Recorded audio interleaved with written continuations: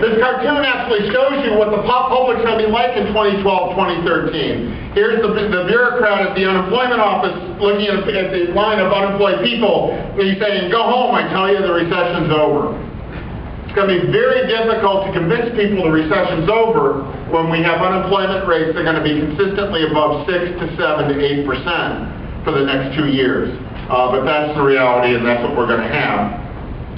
This is the map of consumer confidence. Consumer confidence dropped like a rock starting in about 2005. There's been a small rebound in consumer confidence, but notice that the absolute level of consumer confidence is very low, and that the rebound's unsteady. Last month, the numbers dropped back a little bit. Why is the consumer not confident? The consumer is not confident because, one, they don't know where the value of their house is. 2, their equity has come out of their house. 3, their 401k is now down to a 101J. And then when you get all said and done, they suddenly realize that thrift might be a good thing, and they're trying to consolidate their balances. And then many of them have taken real cuts in terms of their wages and earnings. So that really tells us something that's important for economic policy, but something that you're never going to hear on MSNBC or Fox News, those 2 great new cartoon channels, because it's going to take an adult to figure it out. Spending comes from business investment, consumer spending, or the federal government takes care of the rest.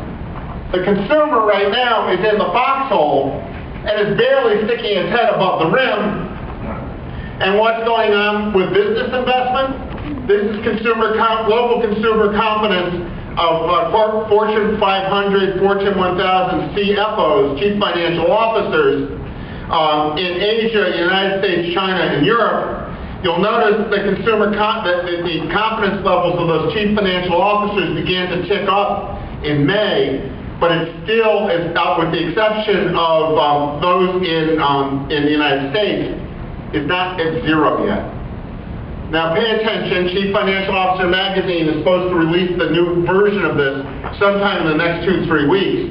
But it isn't until this thing consistently goes positive that the CFOs are going to start allowing their companies to start investing in new plant and equipment in a serious way.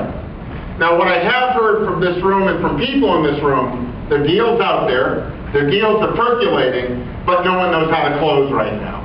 And that's actually not a bad place to be, because it means that when confidence turns around and business investment starts, we're at least in their deal book.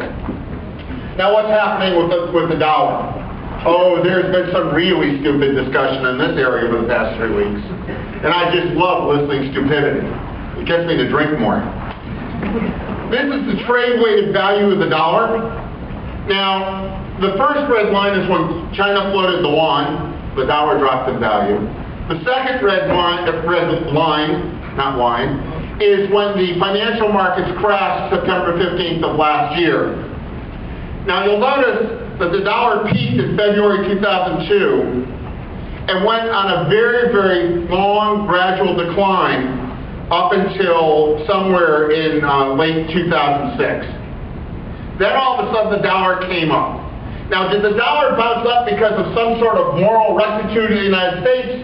Did the dollar bounce up because we were doing something right? No, the dollar bounced up because it was a flight to safety in the fact that we were a reserve currency.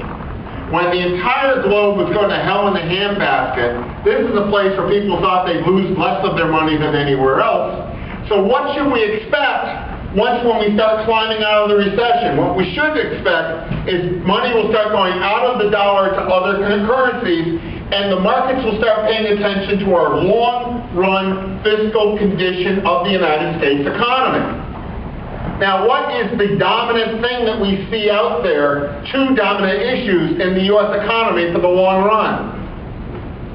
The first is we still have a huge trade deficit, coupled with China having lots of hard dollar currency sitting out there, right? So that's a reality.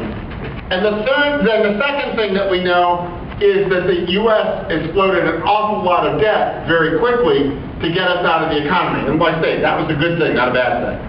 So what the markets are asking us is, the U.S. have the political courage to take the liquidity out of the markets quickly.